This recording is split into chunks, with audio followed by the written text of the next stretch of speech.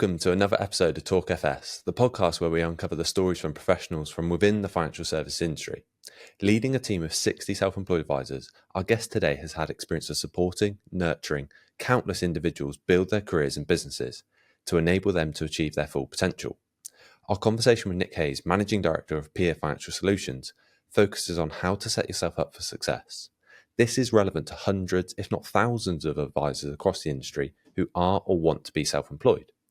This episode also covers Nick's story from when he set up Peer just prior to the 2008 credit crunch, how he had to adapt the business, and also how this immediate downturn made his business stronger. Nick, it is a pleasure to have you join us today. Thanks, Ryan. Nice to be here. Thanks for inviting me. No problem at all. So in our discussions prior to today, we discussed the importance of having a really good business plan, not only at the start, but also throughout your time as an advisor. From your perspective, why is having a business plan so beneficial? I think first off, I think it's worth saying, grabbing what a business plan is. I mean, if you speak to some people, say do a business plan, all of a sudden you've got a 50-page document that starts off with why they want to get into the mortgage advice market first, and analysis of their local territories and all this kind of stuff. For me, a business plan is basically more of an action plan.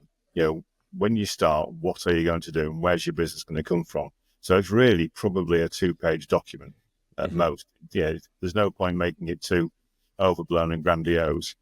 I think the biggest thing about having a business plan, particularly when you're first starting, is it does give you some comfort that actually, there is a market there for you to go at. If you're thinking, well, I'll work in my community, or I'll get an estate agent introducer, I think having it in writing and actually doing something else to go and find out whether that's credible just makes such a difference, because at least that way when you're starting that you've actually got a market there to go at, rather than starting and then suddenly thinking, actually, well where is my business going to come from? Because that's the biggest problem for new advisors. We can teach somebody how to use sourcing systems, we can coach them on the soft skills and all that kind of stuff, but if you haven't got anybody to talk to, you can be the best advisor in the world, but you're not going to do well if you haven't got a customer at the end of the time. Yeah, definitely. And in that document, do you recommend they put in time frames for 3 months, 6 months, 12 months for them to be looking at? It does make a lot of sense, because you can track to see whether you're close to getting to where you want to get to. I think one of the problems with a business plan quite often is you write it, you stick it in the drawer, and you don't look at it again until you come to review it a year later and think, didn't do that, did we? So I think having the discipline to pick it up and look and say, okay, we said by this point we would have 2 introducers on board, I was going to do this amount of business. How has that panned out? Well, we've got 1 introducer and we haven't done that level of business. So what do we do to address that? I think it just gives structure to your business, really. I think also having it in writing rather than just in your head just makes it more real. Yeah, definitely. And do you think also physically writing it can be good, or on the computer is fine as well? I think as long as it's written down, physically writing is that's something I've always done, but then I'm probably a bit of an old school on that one. But I think as long as you've got it where you can refer to it, whether it's in a drawer or on your laptop or on your PC, then it doesn't really matter. Just as long as you've got it somewhere where you can draw on it, review it, and see where you are against that plan that you set. I think also when you're looking to join a firm or a network, having a business plan ready does suggest to the firm that actually you are serious and you know where the business is going to come from. It's not just blind optimism that I'm going to be great at this. It shows some thought, and that's the way I've always viewed it. Yeah, definitely. And from working together, we know that an advisor who you sort of say you need to do a business plan and be like, why do I need to do that for him? I'm not going to do it for this guy. I don't know him. But it's actually, no. This is more for your benefit than ours, more than anything, because this is what you want to be doing, how you're going to be doing it, and also those milestones as well as to, are you on track with where you want to be? I think also if you're talking to the right people in the right, and it's a good firm to join or a good network to join, they'll actually help you do it. And they'll, one of the things that we tend to do is we'll sense check that business plan. If someone comes along and says, right, my business plan is, I'm going to build a website, and I'm going to do it all on social media. And the first question you ask is, are you active on social media? Well, no, but I'm going to get started on that. You need very deep pockets, and there's some very stiff competition. So I think it is about, when you are writing your plan, decide where it's like your business is likely to come from, but don't just rely on one place. Because if your business plan is all based around a friend of mine's an estate agent and he's going to provide me with the leads that I need, and then you get started and all of a sudden that's not happening as you thought it would do, then your business plan is shot. But if that's one of sort of 4 or 5 strands to your business plan, then you've got more things to go at. It doesn't fall down if one particular strand of that doesn't work. Yeah, definitely. And that's an interesting point, isn't it? Because doing this early in the process, it can also identify what holes are you missing and how the business that you partner with can facilitate that, because that will affect your decision of who to join. A business like yourself might be able to plug in all, X, Y, and Z, but actually that might be, covered already and they're weak on that bit as well. And, it enables you to identify who to be working with as well, I guess. It does. I mean, that's a slightly different topic, but it's a really valid point. I think it's understanding, who is the right firm for you to partner with. So if you're self-employed, you're not working for somebody, or you shouldn't be working for somebody. You should be working with the firm that you work with, and you've got to understand what they're going to provide you with. But also, you have to know what you're going to bring to the party as well. But I think having that understanding of where your strengths and weaknesses lie is really important. And being honest about that, be honest with yourself, but also be honest with the people you're talking to. Because if it's a good firm that you're looking to join, they'll welcome you saying, actually, with the bit I'm not very good at is this, and I'm going to need some help with that. And I've had conversations where someone said, well, I need help with this. And I said, well, actually, we're probably not the right firm then. Yeah. Because, if you want to work in an office and be able to turn to the person next to you and say, actually, what do you do with this? We don't do that. So it's about understanding who the right firm is, because the danger is sometimes you can go into the wrong place without the right level of support and think, actually, this industry is not for me, I can't do it. It may well be the industry's right for you, but the firm you're with isn't. So it's about being really honest with yourself and honest with the people you're talking to, and make sure that you do get the support that you need. That's something that I think is vitally important. Yeah, definitely. I guess that strengths and weaknesses is also having that trust to share that with a future business you're partnering with, because it can be a little bit, you're opening up, you're being vulnerable. No one wants to admit their weaknesses to someone they don't fully know yet. But if you can, that's then where the relationship gets off to a really strong start as well, doesn't it? It does. And I think if someone's going to take a view, actually, well, if you need that kind of support, I don't want you. Well, actually, if you need that kind of support and they don't want to provide that, then you need to know up front. There's no point finding out 6 months down the line that you're not going to get that support that you're banking on just because you didn't voice it. So you're far better off, finding out earlier that something is not right, and then, going to somewhere that is. Yeah, definitely. And that then leads me on to another point I want to cover with you in terms of that community aspect. Now, you have 60 advisors within the group, within PIA. And so there must be a fantastic community in that business. What's the feedback you get from your advisors on the community? I think the first bit, I think when people tend to join, they join for a level of support. It's either, I need some leads, or I need some help with this particular part of doing the job, but the reason they join is quite often different to the reason they stay. And I think the community part is one of the reasons that they tend to stay. As we can provide a few leads to help new start advisors. But the vast majority of the guys we've got now who started taking leads but now don't stay because there is that element of community.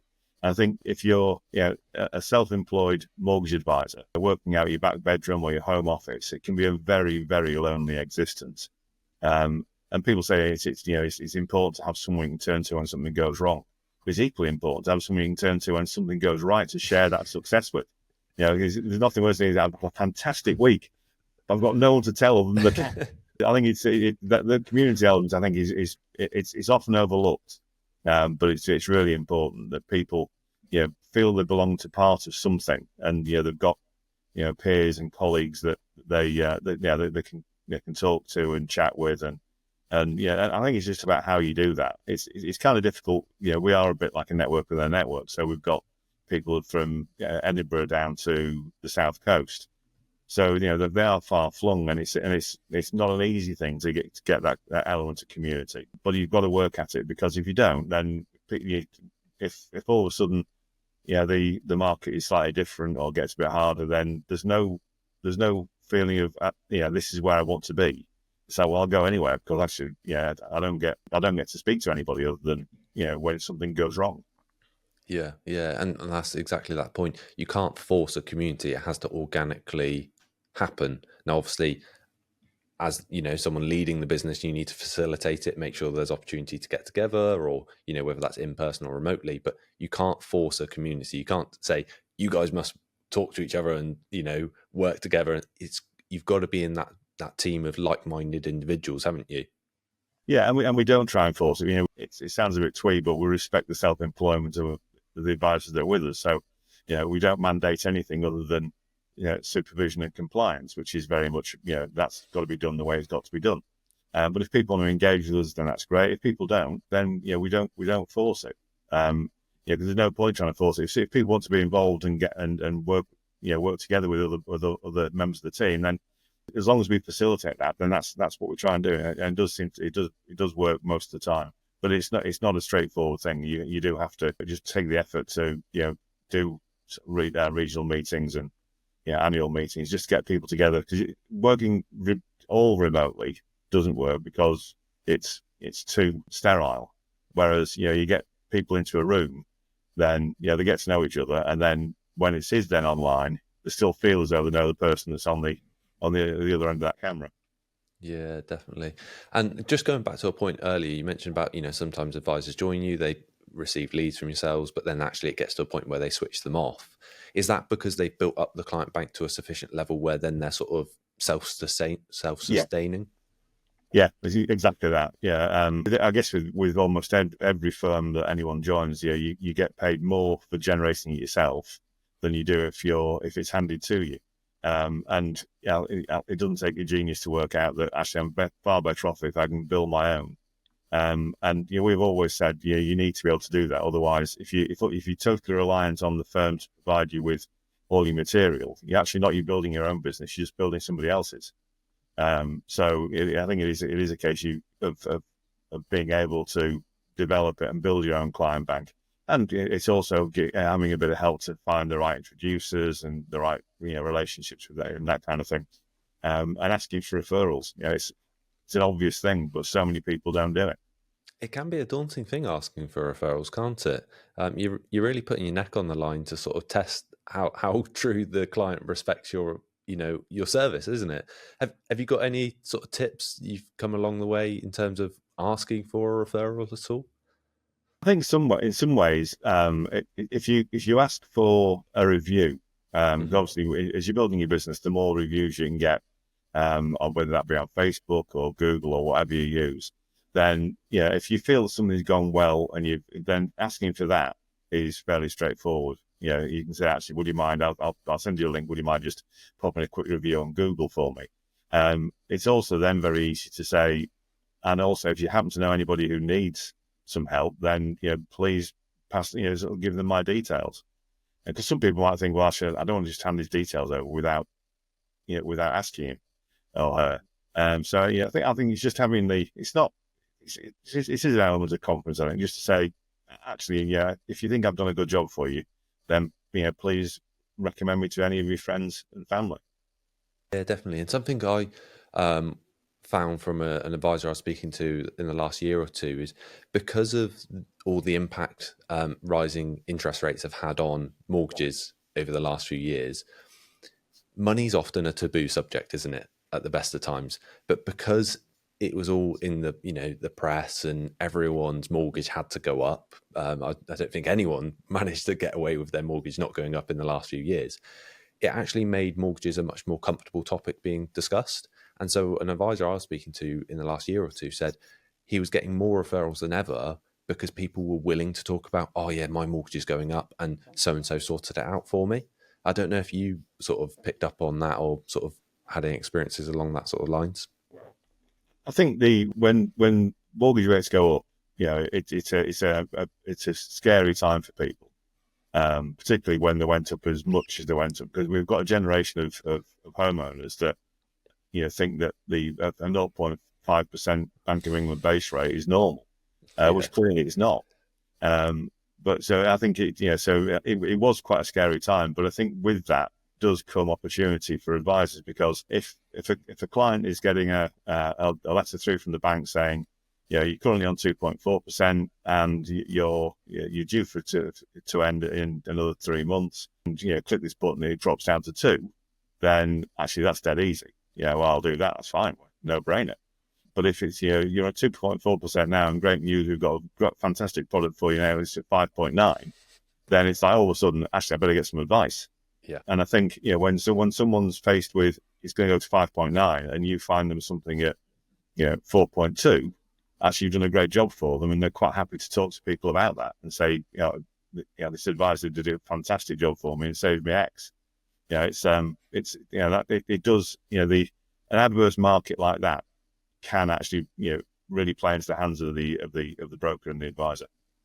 Yeah, because you wouldn't necessarily expect it on face value, would you? But it's those in the industry who've sort of been able to ride through the storm. Have you got any other tips for people who are relatively new to mortgages? And obviously we've gone through quite the downturn over the last 2 years. If you're new to the mortgage, I think the people who've done okay and done well and have been really pretty much unaffected by it are the people who've got sort of sizable client banks, and have managed that client bank. So if you're new, then the first thing I would do is make sure that you are covering all bases. So when you're really busy, it's very easy to do the mortgage, move on, do the next mortgage, move on, do the next mortgage. Take the time while you're there to really look and make sure that you're covering off all the elements that client needs. If someone's the first time buyer, they need some form of protection. Don't leave it that they'll come back to you if they want to do it. Make sure they understand the implications of not doing it.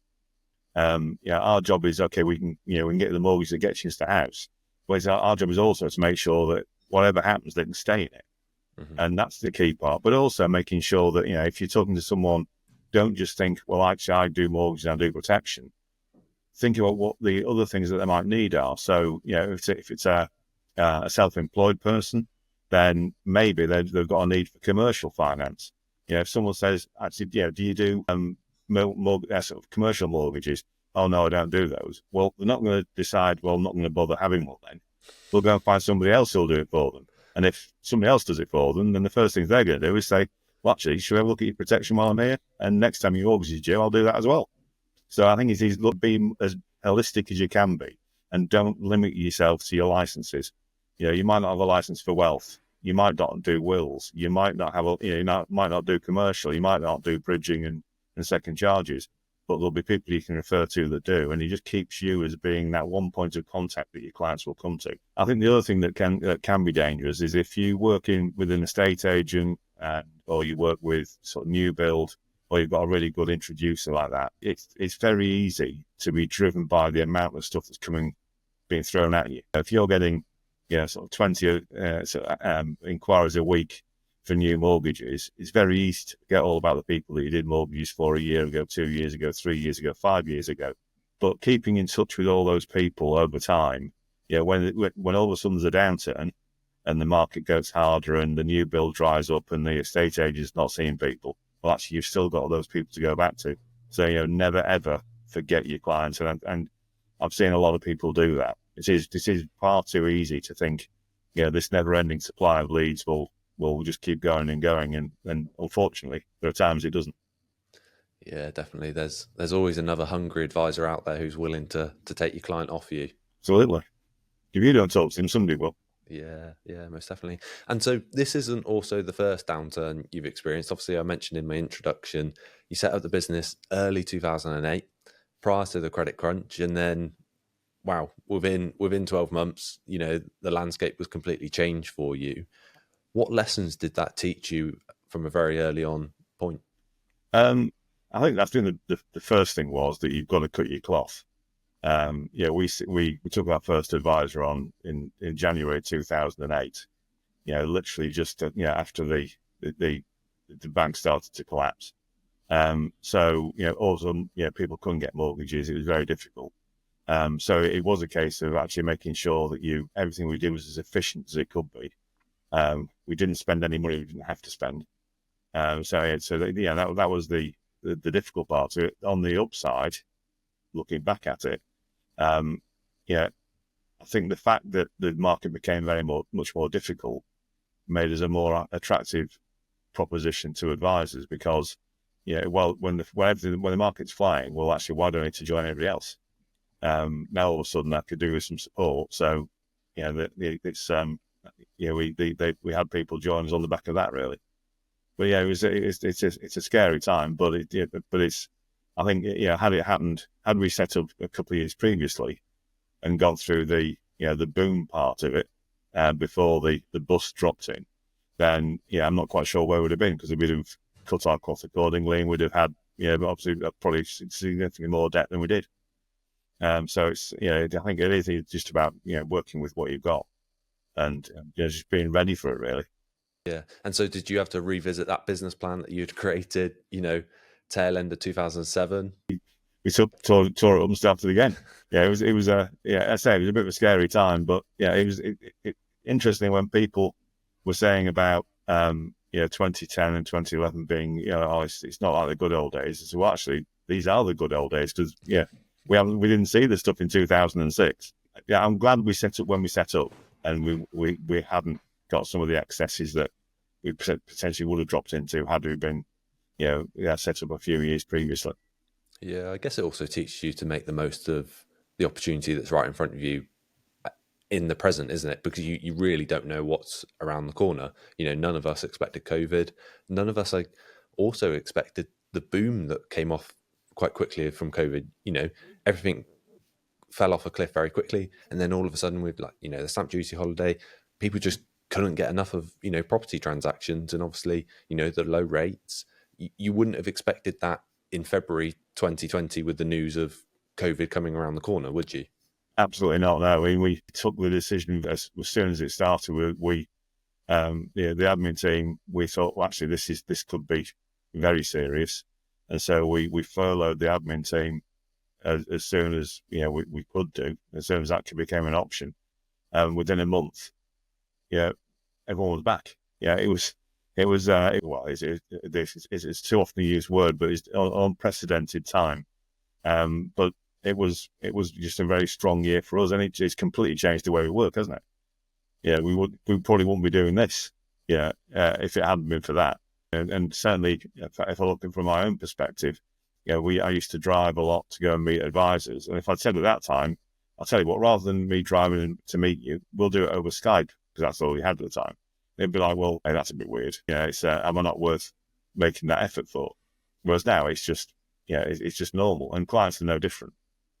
Yeah, definitely. Skype was just difficult. You had to get, your usernames, and people would be like, oh, I don't have the software. Whereas, with Teams or Zoom nowadays, I'm pretty sure everyone has Zoom or used it for the quiz they did during lockdown. And then Teams, everyone just is comfortable using it, regardless of whether they use it in their job day to day or not. It's completely changed things for the better. If anything good came out of that, and there weren't many good things that came out of COVID, but I think the change to the way we work was definitely one of them. Yeah, fantastic. Okay, that's excellent. And then what I also like to do, Nick, is ask a question at the end of each podcast in terms of what's one of the best piece of advice or lessons you've experienced. So what is one of the best piece of advice or lessons you've experienced?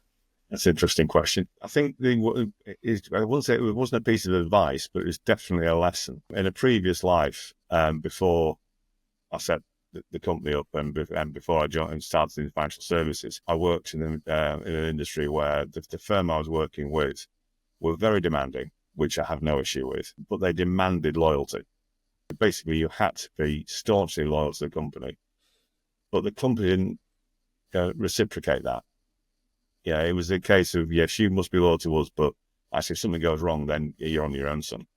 And that's something I learned. I thought, actually, if I was running my own business, there's no way that I would, yes, I want people to be loyal to us, but you only get loyalty and, and respect from people if you provide it.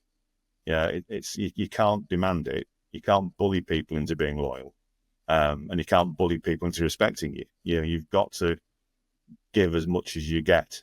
And, we've always found that if we respect our people, whether they be employees or advisors or clients, then you do tend to get that respect back. But if you don't, if you take people for granted and just expect them to do what you want them to do because you are who you are, then that's a very slippery slope that once you're on it, it's very difficult to get off. Yeah, it has to be a two-way relationship, doesn't it? Absolutely. Yeah, absolutely. You can't just demand something. You've got to give as much as you get. And oddly enough, the more you give, the more you tend to get back. Yeah, definitely. And that with the client aspect is obviously when you're helping them with the mortgage, it's, very transparent as to what you're helping them with, but it's that following on piece, particularly if they take, a long fix, a 2, 3, 5 year fix. How can you add that value to them between that period? And even sometimes it's just a quick call, a quick message once a year or something, finding out how they are, because you probably had to learn a lot about their life, about their job, about their income, if they've got any dependents. There's questions you can ask there, isn't there? Absolutely. Yeah. And I think that's the key. If your clients become friends, or acquaintances, or basically people they enjoy, if you become someone they enjoy talking to, then it does make the job so much easier, and means that they are likely to be loyal to you. Because if someone says the chap I've been working with is really good, you want to speak to him. If their first response is actually, no, I've got somebody I work with who's brilliant. We got on really well. He does a great job for us. Then, they're not going to take that up. If they haven't heard from you for 3 or 4 years, then all of a sudden it's like, well, yeah, okay, I'll give him a call because I've forgotten who it was I worked with. So I think keeping in touch is just so important. Yeah, you want to be the advisor that your clients are solid, that anyone calls them up and says, I want to do your mortgage, you'll be like, no. Nick is the person I go to. I trust him completely. And you want to be the advisor that your clients are strongly wedded to you, don't you? You want your clients to become advocates, don't you? Yeah. Yeah. So if someone mentions a mortgage advisor, we've got a brilliant one. You become their person, which, you see that with so many of the good advisors. The loyalty their clients have towards them is fantastic. But that has to be earned, and you have to sort of work to deserve it. Yeah. Nothing comes easy, eh? Indeed. If it's that easy, everyone will do it. That is a saying that I do end up using here a little bit. You really do. Recruitment's no different. You've got to work for it, but if you do the right steps and put the right relationships in place, it's certainly worth doing, and you can get a lot of joy from it. And you can have those relationships that people are advocates and different things like that. But yeah, mortgages, wealth is no different as well. I know we talked about mortgages a lot, but I know you cover financial advisors as well, and it's all the same sort of transferability there as well. It is, yeah. I think on the wealth side, it's probably easier to talk to clients because there's always something to talk about. If you're a mortgage advisor and you want to talk to a client halfway through a period, you need to have a reason to do it. Whereas a wealth advisor, actually, I'm ringing you to run through where your money is and how much you've made in the last year or 2 years, or hopefully how much you've made, rather than how much the market's downturned. But I think from a mortgage perspective, it is about having those reasons to contact. Whether that's just keeping somebody informed with newsletters, or even a quick call to say, actually, I've just had a look, and your mortgage now is standing at this. In the last 2 years you've paid off this amount. There's just any reason to engage with the client again. Yeah, definitely. Wouldn't it be a nice feeling as a client to get a call from your mortgage advisor halfway through to say, I've taken into consideration any early repayment charge you've got, and actually you're on the best deal right now for you. What a great call that would be. Yeah. Or even definitely, when the interest rates were sort of ramping up, to actually pick the phone and just say, just want to make sure you're aware. Actually, the interest rates are going up, but yours is fixed for another 3 years. So, you've really got nothing to worry about. We can look at it. We've got plenty of time to look at it when things have calmed down, hopefully in the next couple of years. Yeah, or even if it's coming up in the next year, maybe start putting 200 quid aside to soften the blow, because particularly if you were having that conversation a year ago and someone's fix was going to take place during 2024, you were most likely going to have to suffer some sort of increase. Whereas if you had a 12-month pre-warning to put a little bit aside for that. Yeah, just be aware this is what might happen in a year's time when you go off it. So, start preparing now. Yeah, so it's all those little bits you can do, the touch points as well, isn't it? It is. Yeah, it is. It's exactly that. Fantastic. Well, Nick, thank you so much for joining us on another episode of Talk FS.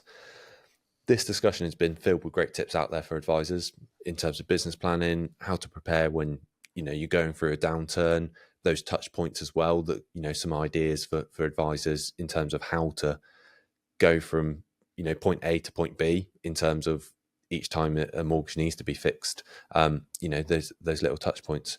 And also thank you to you guys who are listening as well. We will continue to produce as much valuable content as possible for your benefit. So in return, if you feel someone would benefit from our podcast, please do send them the link to our show. That would mean a lot to us. And in the meantime, we look forward to you joining us on the next episode of Talk FS.